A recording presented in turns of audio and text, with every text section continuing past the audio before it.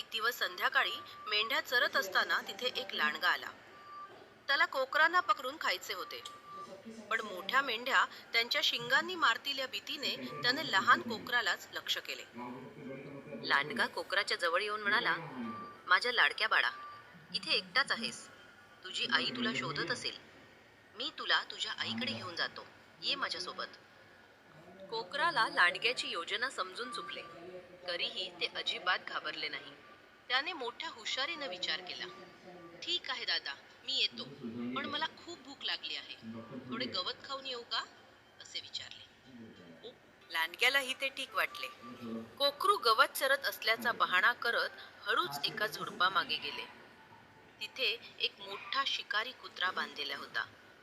कोकरू शिकारी कुत्र्याला म्हणाले, साहेब, तुम्हाला एक चांगली शिकार देण्यासाठी तिकडे बघा, एक धष्टपुष्ट लांडगा आला आहे.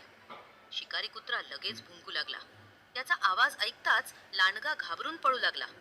शिकारी कुत्र्यानं लांडग्याचा पाठलाग करून त्याला पकडले आणि त्याला योग्य धडा शिकवला. तेव्हापासून ते कोकरू धैर्याने चरायला लागले. लांडगे त्या बाजूला यायलाही घाबरले. बुद्धी आणि धैर्य असेल तर कोणत्याही संकटाचा सामना करता येतो.